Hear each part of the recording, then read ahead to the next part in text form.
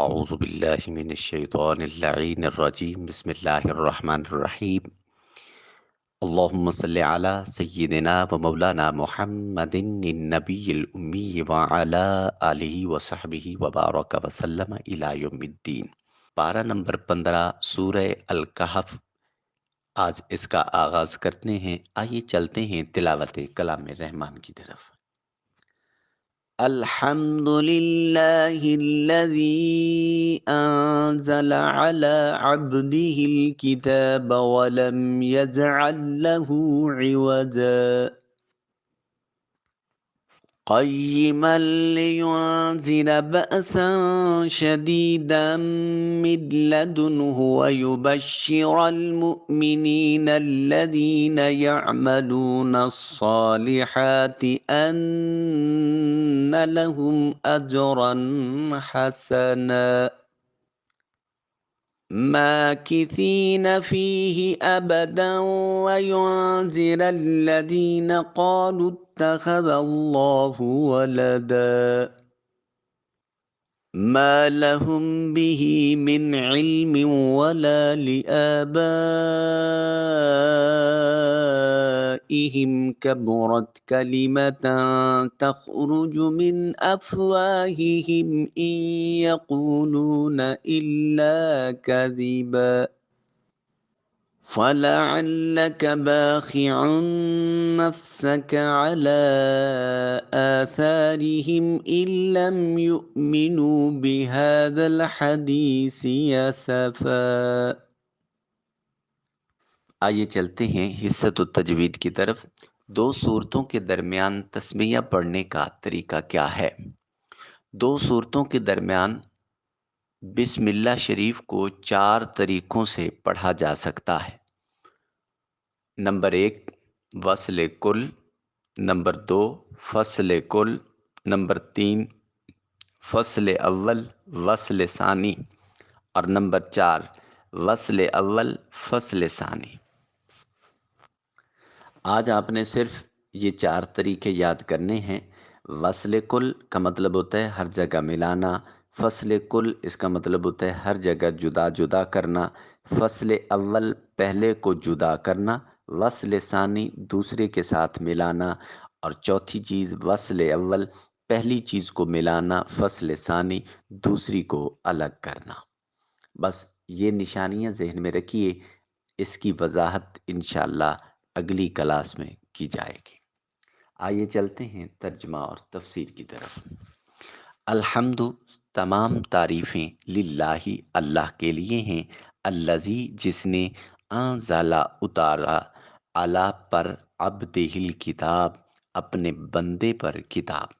ولم یجعل لہ اور اس نے نہیں بنایا لہو اس کے لیے عوجا کوئی کجی۔ تمام تعریفیں اللہ ہی کے لیے ہیں جس نے اپنے محبوب و مقرب بندے پر کتاب عظیم نازل فرمائی اور اس میں کوئی کجی نہ رکھی۔ اس صورت پاک کی ابتدا اللہ رب العزت کی حمد سے، نبی کریم رؤوف الرحیم صلی اللہ علیہ وآلہ وسلم کی عظمت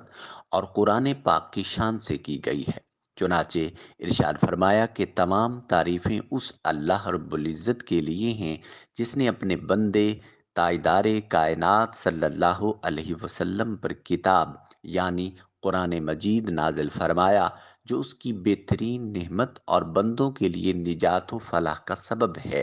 اور اس قرآن میں کوئی ٹیڑھ نہیں رکھی، یعنی کوئی لفظی خرابی نہ معنوی، نہ اس کی آیتوں میں آپس میں اختلاف ہے اور نہ ہی تضاد۔ اب جو کچھ اللہ رب العزت نے تاجدار کائنات صلی اللہ علیہ وسلم کی نالین کے توسل سے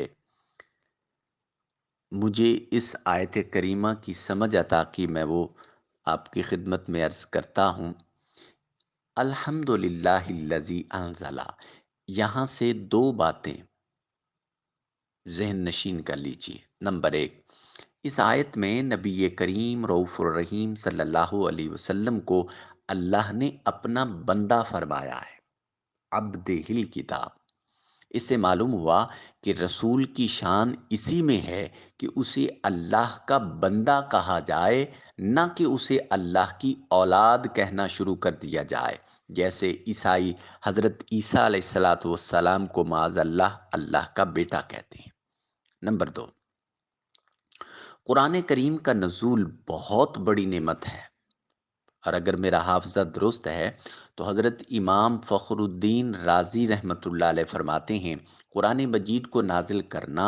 حضور نبی اکرم صلی اللہ علیہ وآلہ وسلم کے لیے اور ہمارے لیے بھی اللہ کی بڑی عظیم نعمت ہے۔ نبی کریم صلی اللہ علیہ وسلم کے لیے نعمت تو اس طور پر ہے کہ اس مقدس کتاب کے ذریعے اللہ نے اپنے حبیب کو توحید، اللہ کی پاکی، نیز اللہ کی صفات جلال و اکرام کے علوم کے اسرار پر مطلع کیا، فرشتوں اور انبیاء علیہم الصلاۃ والسلام کے احوال، قضاء و قدر کے احوال کے اسرار، اور مختلف عوالم کے احوال سے تعلق رکھنے والے اسرار، عالم آخرت کے احوال، عالم دنیا کے احوال، عالم جسمانیت کے، عالم روحانیت کے، اور بہت سارے عالمین کے اسرار اور راز اللہ رب العزت نے اس کتاب کے ذریعے اپنے حبیب کے ساتھ منتقل فرمائے اور ان سے بیان فرمائے۔ اور اس کتاب کا ہمارے حق میں نعمت ہونا اس طور پر ہے کہ یہ کتاب پابندیوں اور احکامات، وعدہ اور وعید، ثواب و عذاب کے مفصل بیان پر مشتمل ہے۔ خلاصہ یہ ہے کہ یہ کتاب انتہائی اعلیٰ درجے کی کتاب ہے، تو اس سے ہر ایک اپنی طاقت، اپنی فہم و فراست کے مطابق نفع حاصل کر سکتا ہے۔ قیمن سیدھا راستہ ہے، درست ہے، لینذرا تاکہ ڈرایا جائے، بأسن عذاب، شدیدن سخت، من لدنہ اسی کی طرف سے، ویبشر اور خوشخبری، المؤمنین مؤمنین کے لیے، الذین جو لوگ، یعملون عمل کرتے ہیں، الصالحات نیک، انا بے شک، لہم ان کے لیے، اجرن اجر ہے، حسنا حسن بہترین، اچھا، ماکثین رہائش ہے، فی ہے اسی میں، ابدا ہمیشہ کی۔ اسے سیدھا اور معتدل بنایا تاکہ وہ منکرین کو اللہ کی طرف سے آنے والے شدید عذاب سے ڈرائے، اور مومنین کو جو نیک اعمال کرتے ہیں خوشخبری سنائے کہ ان کے لیے بہتر اجر جنت ہے جس میں وہ ہمیشہ رہیں گے۔ وَيُنذِرَ اور ڈرائے، الذین ان لوگوں کو، قالو جو کہتے ہیں، اتخذ بنا لیا، اللہ نے، والدہ کوئی لڑکا، اور نیز ان لوگوں کو ڈرائے جو کہتے ہیں کہ اللہ نے اپنے لیے لڑکا بنا رکھا ہے۔ اب یہ تینوں آیات، ان کا خلاصہ یہ ہے کہ قرآن مجید بندوں کی دینی اور دنیاوی مصالحتوں کو قائم رکھنے والی انتہائی معتدل کتاب ہے، اور اسے اس لیے نازل کیا گیا ہے تاکہ میرے حبیب صلی اللہ علیہ وسلم اس کتاب کے ذریعے اللہ کی طرف سے کافروں کو سخت عذاب سے ڈرائیں، اور اللہ رب العزت کی رضا کے لیے اچھے اعمال کرنے والے مومنوں کو خوشخبری سنائیں، اور ان کے لیے اچھا ثواب یعنی جنت اور اس کی نعمتیں جس میں وہ ہمیشہ رہیں گے۔ اور قرآن کریم کو اس لیے نازل کیا گیا تاکہ وہ اس کے ذریعے یہودیوں اور عیسائیوں وغیرہ کو، ان لوگوں کو ڈرائیں جو کہتے ہیں کہ اللہ نے اپنے لیے کوئی اولاد بنا رکھی ہے۔ ما لہم نہیں ہے ان کے لیے بھی اس چیز کا، من علم کوئی علم، ولا لآبائہم اور نہ ہی ان کے باپ داداؤں کو، کبرت بڑا ہے، کلمتن کلمہ، تخرج جو نکال دیا، من افواہہم ان کے منہوں سے، وَإِن یقولون ان کا کہنا، الا نہیں ہے، کاذبا جھوٹ پر مبنی، نہ اس کا کوئی علم انہیں ہے اور نہ ان کے باپ دادا کو تھا، یہ کتنا بڑا بول ہے جو ان کے منہ سے نکل رہا ہے، وہ سراسر جھوٹ کے سوا کچھ کہتے ہی نہیں۔ ارشاد فرمایا کہ اللہ رب العزت نے اپنا کوئی بچہ نہیں بنایا، اس بارے میں نہ تو وہ کچھ علم رکھتے ہیں اور نہ ان کے باپ دادا جن کی وہ اس عقیدے میں پیروی کرے. یعنی علم اس بات کا تقاضا ہی نہیں کرتا کہ اللہ رب العزت اپنی کوئی اولاد بنائے، کیونکہ اللہ تعالیٰ کے لیے بچے کا ہونا فی نفس ہی محال ہے. اور انہوں نے یہ بات ان چیزوں میں غور و فکر کے بغیر محض جہالت کی وجہ سے کہی ہے، جو اللہ رب العزت کے لیے ہو سکتی ہے اور جو اللہ تعالیٰ کے لیے محال ہے. اللہ تعالیٰ کے لیے بچہ ہونا کتنا بڑا بول ہے جو ان کے منہ سے نکلتا ہے. وہ لوگ اللہ رب العزت کی شان میں بالکل جھوٹ کہہ رہے ہیں اور اس بات کے سچ ہونے کا امکان تک نہیں ہے. فَلَعَلَّكَ، تو کیا آپ باخِعٌ، کیا آپ گھلا دیں گے، ضائع کر دیں گے نفسہ کا، اپنی جان کو، علی آثارہم، ان کی نشانیوں پر، ان لم یؤمنوا، کہ نہیں ایمان لائے وہ، بہذا الحدیث اسفا، اس کلام ربانی پر. اے حبیب مکرم، تو کیا آپ ان کے پیچھے شدت غم میں اپنی جان عزیز گھلا دیں گے اگر وہ اس کلام ربانی پر ایمان نہ لائے؟ نبی کریم رؤوف الرحیم صلی اللہ علیہ وآلہ وسلم چونکہ کفار کے ایمان نہ لانے پر نہایت رنجیدہ رہتے تھے اور اس کے لیے بہت کوشش کرتے تھے. اس پر آئے کریمہ نبی اکرم صلی اللہ علیہ وسلم کے قلب اطہر پر تسلی اور تشفی کے لیے نازل فرمائی گئی. چشم تصور میں لائیے کہ تاجدار کائنات صلی اللہ علیہ وسلم کی رحمت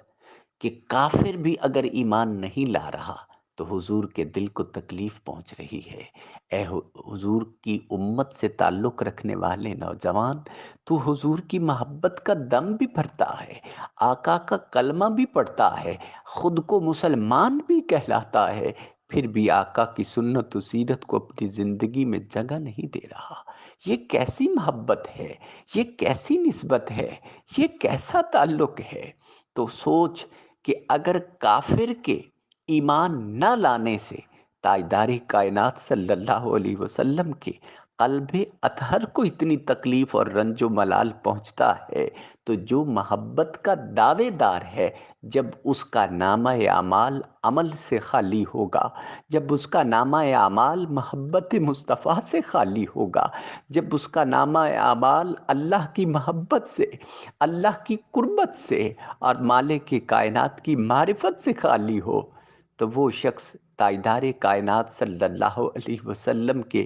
دل اطہر کو کتنی تکلیف پہنچا رہا ہوگا.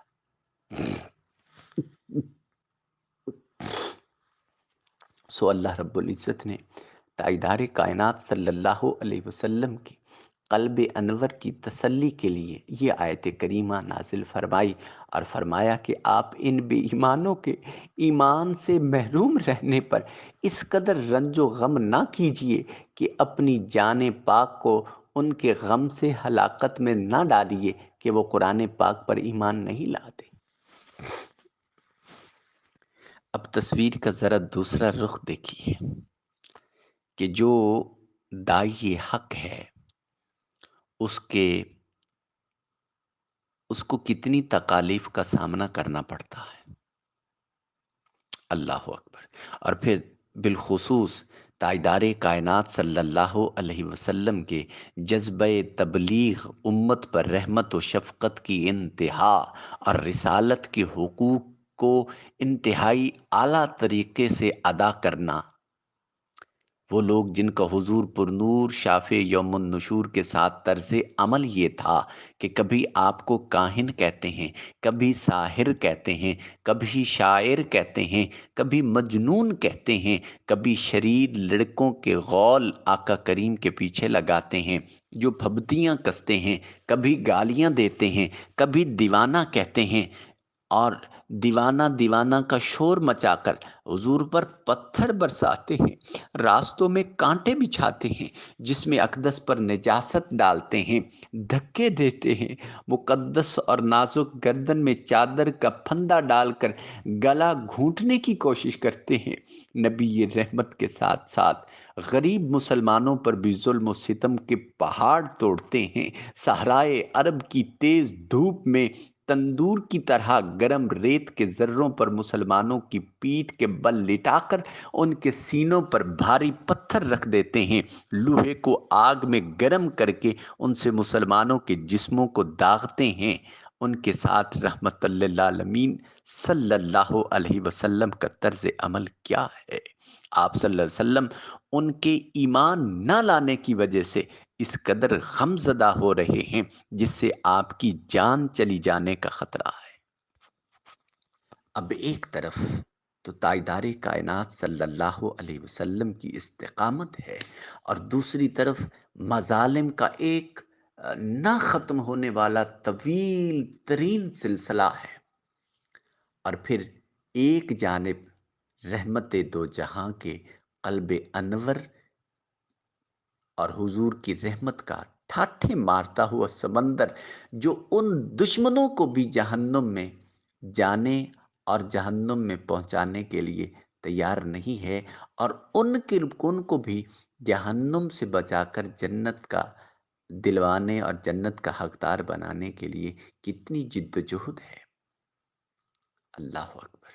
تو اس کا مطلب یہ ہے کہ مصطفی انقلاب کی راہ اتنی آسان نہیں ہے جتنی ہم نے سمجھ رکھی ہے، یہ بہت کٹھن مرحلہ ہے، یہ وہ راستہ ہے جس پر تاجدار کائنات صلی اللہ علیہ وسلم نے اپنی عمر کے کم و بیش 63 برس گزارے،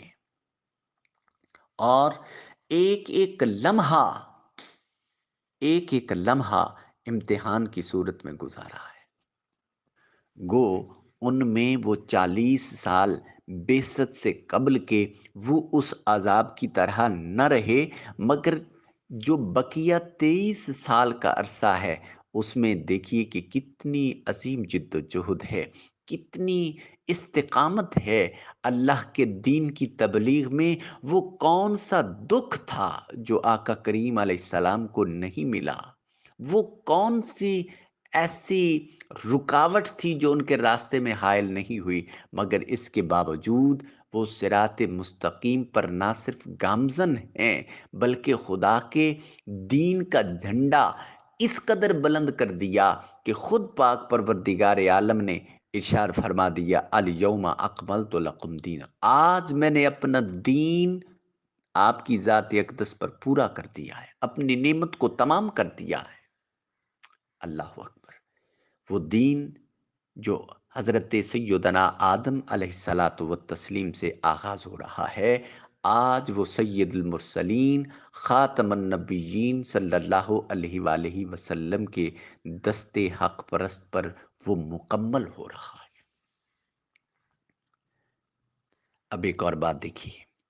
کہ اللہ رب العزت کو اپنے حبیب مکرم نور مجسم شفیع دو عالم صلی اللہ علیہ وسلم سے کتنی کمال کی محبت ہے۔ عاشق کبھی اپنے محبوب کو امتحانات میں نہیں دیکھ سکتا۔ اللہ رب العزت کی رحمت دیکھیے، کافروں کے لیے حضور کے دل انور پر ملال گزر رہا ہے کہ بڑے کافر ہیں لیکن میری امت کا حصہ تو ہے نا، اگر یہ ایمان نہیں لائیں گے تو یہ اللہ کے عذاب کے مستحق ٹھہریں گے، اور مجھ سے اپنی امت کا عذاب دیکھا نہیں جائے گا۔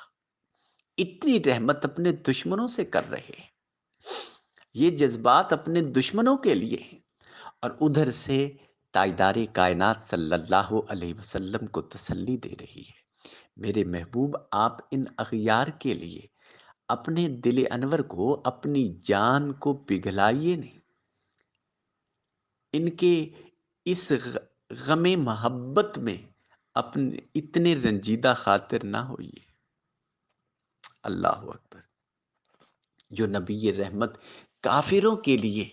اتنے عظیم جذبات رکھتے ہیں، وہ اپنے پیاروں کے لیے، اپنی محبت کرنے والوں، اپنی کچہری میں بیٹھنے والوں، اپنے کلمہ پڑھنے والوں، اپنے دین کا جھنڈا بلند کرنے والوں اور نظام مصطفیٰ کے لیے نکلنے والوں کی سے حضور کتنی محبت فرمائیں گے، کتنی رحمت سے نوازتے ہوں گے، ان کو کتنی قربتیں عطا کی جاتی، اللہ کے حضور ان کا مرتبہ اور مقام کیا ہوگا۔ اللہ اکبر! تسلی ہمیشہ اسے دی جاتی ہے جس سے کمال محبت ہو، جس سے لمحہ لمحہ محبتوں کا اظہار ممکن ہو، اسے تسلی دی جاتی ہے، تشفی دی جاتی ہے، کہیں اس کا دل ہلکا نہ پڑ جائے، کہیں اس کے دل پر کوئی ملال نہ گزرے۔ اب اس سینس میں تاجدار کائنات صلی اللہ علیہ وآلہ وسلم کی اللہ کی بارگاہ میں قربت کا اندازہ لگائیے، اللہ رب العزت کے حضور ان کی محبت کا اندازہ لگائیے۔ اللہ اکبر! تاجدار کائنات صلی اللہ علیہ وسلم کی سیرت مبارکہ کی اس روشن باب کو سامنے رکھتے ہوئے ہر مسلمان کو چاہیے وہ اپنی حالت زار پر غور کرے۔ کیا فی زمانہ مسلمانوں کی بے راہ روی، اسلامی احکام پر عمل سے دوری، یہودیوں، عیسائیوں اور دیگر کفار کے طور طریقے اور رسوم و رواج کی پیروی، مسلمانوں میں پھیلی ہوئی فحاشی اریانی دیکھ کر اس نے ان کی اصلاح کی کتنی کوشش، اور ان کے یہ حالات دیکھ کر ان کو کتنا دکھ، افسوس اور رنج و غم ہو رہا ہوگا۔ اللہ رب العزت ہمیں اپنے احوال درست کرنے کی توفیق نصیب فرمائے۔ عمدن سہون کوئی خطا غلطی ہوئی، اللہ رب العزت معافی نصیب فرمائے۔ تاجدار کائنات صلی اللہ علیہ وسلم کی سیرت مقدسہ، حضور صلی اللہ علیہ وسلم کی سنت مطہرہ پر عمل کی توفیق نصیب فرمائے۔ اللہ رب العزت رمضان المقدس کی برکتیں سمیٹنے کی توفیق نصیب فرمائے، اور نیکیوں کے اس سیزن میں لمحہ لمحہ اللہ رب العزت اپنی بارگاہ کی قربت خاص نصیب فرمائے، آقا کریم علیہ الصلوۃ و تسلیم کی کچہری نصیب فرمائے، مالک کائنات حضور کی جمی امت کی خیر فرمائے۔ اللہ رب العزت آقا کریم علیہ الصلوۃ و تسلیم کی نالین کے توسل سے نظام مصطفی نصیب فرمائے، مصطفی انقلاب کا سویرا جلد طلوع فرمائے۔ اے اللہ ہمارے حالات بدل دے، مالک کائنات ہم تیری بارگاہ سے بھٹک گئے، ہم صراط مستقیم پر نہیں چل سکے، اپنے محبوب کی سنت و سیرت کو ترک کر بیٹھے، مولا ہم اپنی جانوں پر ظلم کر بیٹھے، ظالم ہے، تیری بارگاہ میں حاضر ہے، مولا تیرے دروازے کے بغیر ہمیں کوئی در نہیں دکھائی دے رہا۔ اے اللہ معافی نصیب فرما، ہم بھٹکے ہوئے ہیں، ہم بھولے ہوئے ہیں، مولا پھر بھی تیری بارگاہ میں حاضر ہیں، اپنی رحمت کا صدقہ ہماری بخشش فرما، معافی عطا فرما۔ اے اللہ ہم معافی کے قابل نہ سے، ہم پر تو اس سے بڑھ کر کوئی رحیم نہیں ہے، میرے مالک کوئی کریم نہیں ہے، اپنی رحمت کا صدقہ معافی نصیب فرما۔ وصلی اللہ علی حبیب خیر خلقی محمد وعلی آلہ وصحبہ اجمعین۔ والسلام علیکم ورحمۃ اللہ وبرکاتہ۔